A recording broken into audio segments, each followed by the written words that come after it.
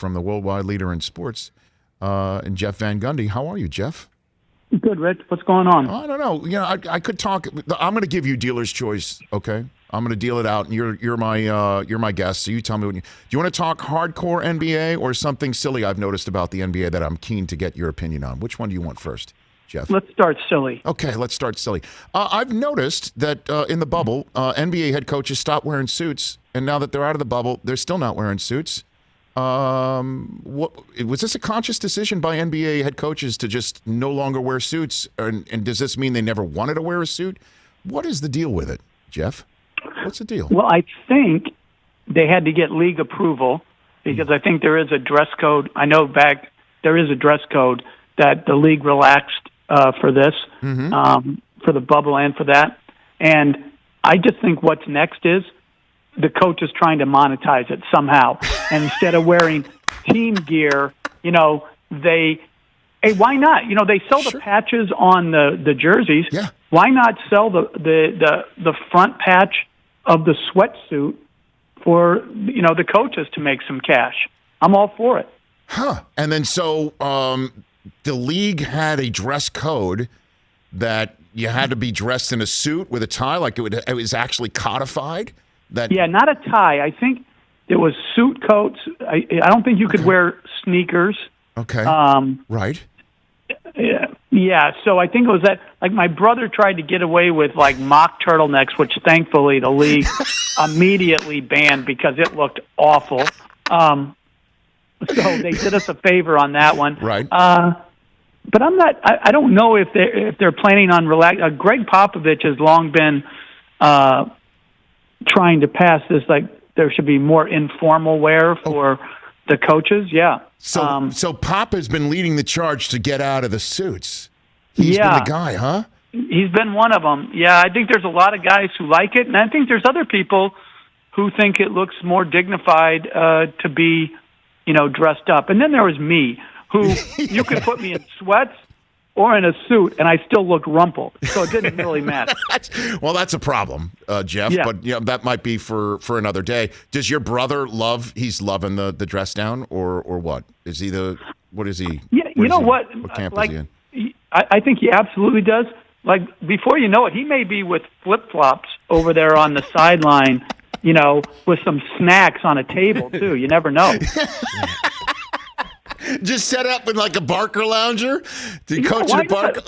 You got plenty of room now. There's 6 feet between you. I think everybody should have individualized snacks over there, and just be able to order from, especially the guys that know they're not going in, order a hot dog and, get some drinks. Yeah, why not? So the DNP CD guys are in charge of getting the drinks because they know the coach's decision is there's no chance of them playing. So you use them as a de facto wait staff for the dress down coaches, Jeff. That's what you're saying. Why not? Let's make it totally chill over there, especially these places that have some fans but not too many. Yes. Think about the extra money the wait staff could earn in tips if they're serving millionaires on the bench. I think we have come up with something. So the last item on this topic, Jeff, do you think the NBA does eventually say, to heck with it, we want you back and suited and booted, and that would literally lead to a conversation between the Coaches Association and the NBA on this subject matter? Jeff, for real? I think the league will go back to suit and ties, okay. And I think that there'll be a vote amongst the coaches on, I think at least half would hope that they could continue to dress as they are, and more like football coaches on the sideline. Exactly. That type of gear. I think it would be great if it was like a really cold arena, and you could come out there in a hoodie too, like Belichick, cut off the sleeves. Cut off the sleeves. Come on, how good would my brother look like in that? Just. That would be fantastic. I'd actually pay hard-earned American dollars to see something like that. I would actually pay. That's right. To see something like that. My gosh, that would be something else. We think Quinn Snyder's a guy that might break.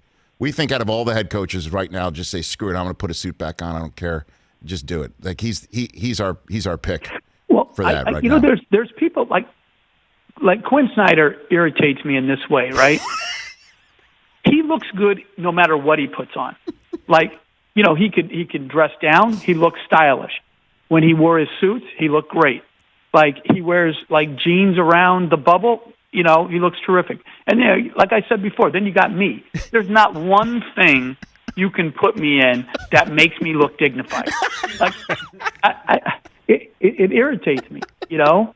And I think it's also Quinn's hair, too, right? Of course. Like, you shouldn't have that good a team and that good a hair. You should have to sacrifice one or the other.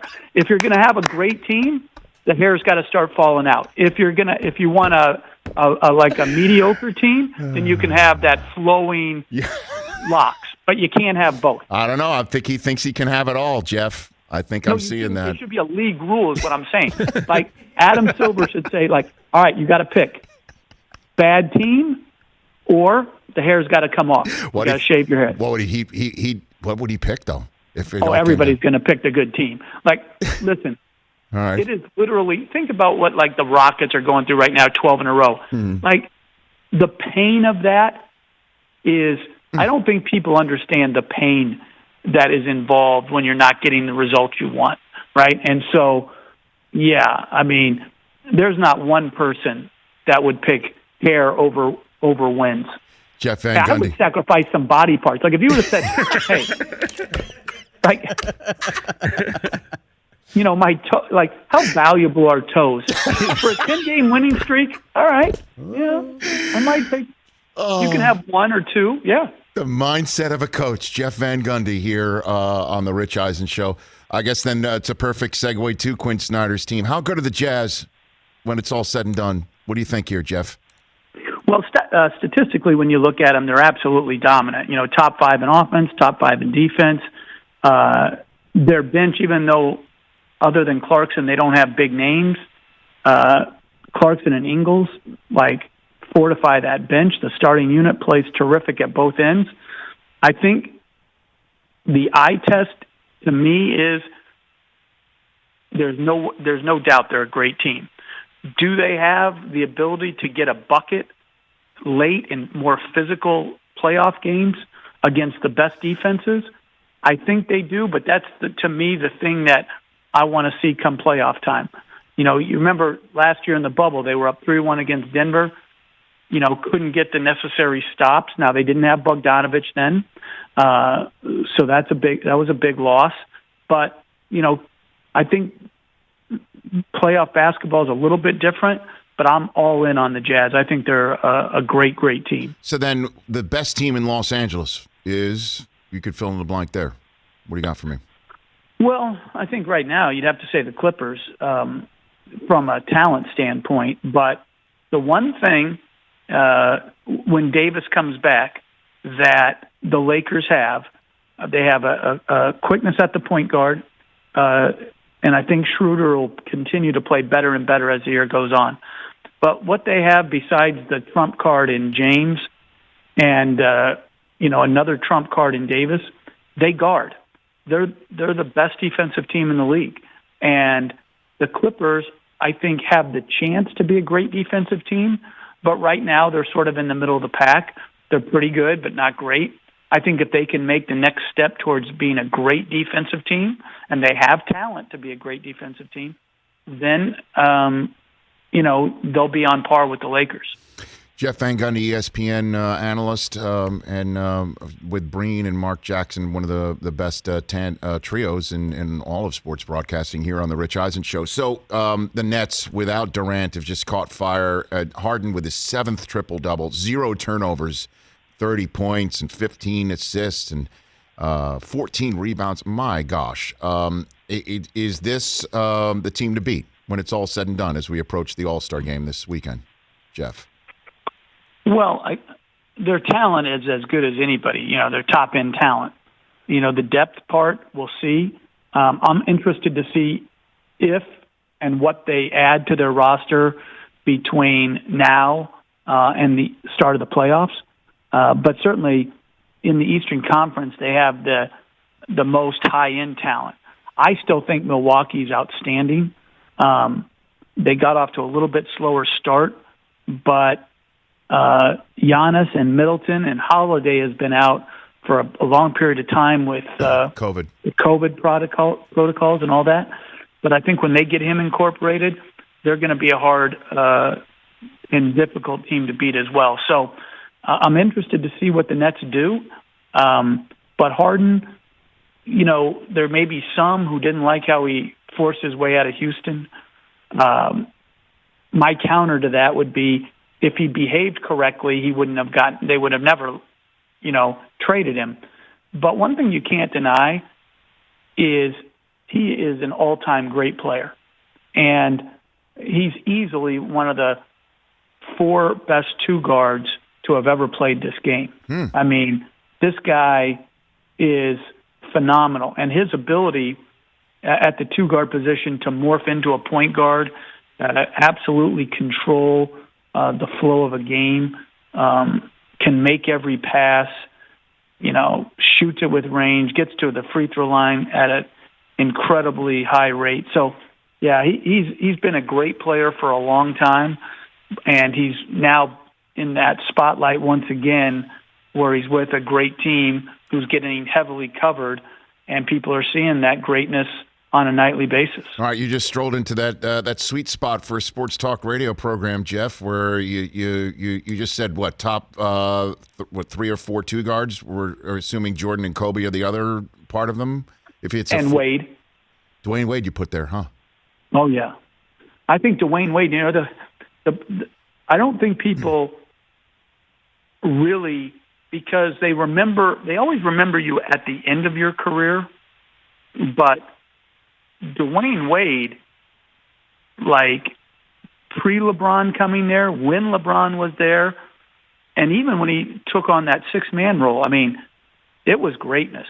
Like that guy was, and this was without the every night 3-point shooting range that these, like that a Harden has, but one of the greatest shot blocking 2 guards of all time. He had those point guard skills like Harden, incredible off the ball cutter. I thought his intelligence, like he came in with the reputation as a non-shooter, but he always shot over 50% because, he knew what he did well, and he stuck to that, and every year he added. So yeah, those would be my top 4. I may be missing somebody. Somebody might put Jerry West in there. I didn't see West, so that's a little young for me or old for me. But yeah, those would be mine. Jeff Van Gundy here on the Rich Eisen Show. I guess before I let you go, then the trade deadline right after coming up. You mentioned what you think the Nets can add. Obviously, the Sixers or Daryl Morey's always aggressive, and then you got just two questions on this subject. One is going to be, I'll just front load the second one for you to think about what if you could wave a wand for one team, what's the biggest trade that you think can be made to affect the final result of this season? That's number one. But right, first off, I mean, Blake Griffin and Andre Drummond have been basically told, hey, you're going to be traded, but we're not playing you until then. To me, I find that outrageous, Jeff. I just find that outrageous that 2 players are in sort of, I guess, a transfer portal, if there's such a thing in the NBA. I've never heard of such a thing. I wonder what you think of that subject matter. Jeff? Right. Well, I think I'd be interested in hearing their take. There's a big difference between them wanting to play and not being allowed to play, right, versus them understanding from a health standpoint that if they got hurt, it would definitely eliminate their chances probably to be moved. I just think it's a slippery slope that's not a good one for the NBA. Like, it's the same with all the load management stuff. It's like, if you're healthy enough to play, you should play. Yeah. And but obviously a lot of people don't see it that way anymore. If I was a player, though, I would want to play basketball. So if I was Drummond and Blake Griffin, I'd want to be playing if I was healthy enough to, obviously. And if I was healthy enough, I would I would be, very hard if they kept telling me no, we're not playing you. I guess the teams have that right, but if I was the commissioner's office, I'd be very concerned with a lot of these trends that we're not putting the best players on the floor for our fans. I think we have an obligation. I think it's gotten lost in all of this, and I think it's dangerous. Yeah, I mean, what if the Knicks back in the day told you that you didn't have somebody at your disposal because this guy's going to get traded? You know what I'm saying? Look, I know that the Cavs want to see what they have in Jarrett Allen, and he's playing well. I get it, but I mean, what gives? Yeah, you know? Listen, if there's a difference between, hey, we're trading this guy tonight, right? Don't play him tonight. Yeah, and everybody understands that. We may trade him in a month. Yeah, no, in a month. It's crazy. Right? Yeah. So we're not playing him, and I just think it goes directly to the integrity of the game, and also these guys. I mean, Draymond Green, I think, spoke to this, and I don't know exactly what his points were as much, but he spoke very vociferously about that players need to be treated well too, and part of that is if you give us our best chance to win, in a coach's estimation, we're playing you, and because that's what our goal should be, which is to win games, to put our best players on the floor, and the best products we can for our fans, who are our consumers, who pay when they're in the seats, they pay, a lot of money, and when they watch us on TV, they are giving of their time. And I think at times we've started to take advantage of that. We haven't shown the respect we need to our fans with these sorts of shenanigans in the NBA, and I disagree with it. I think it's very dangerous.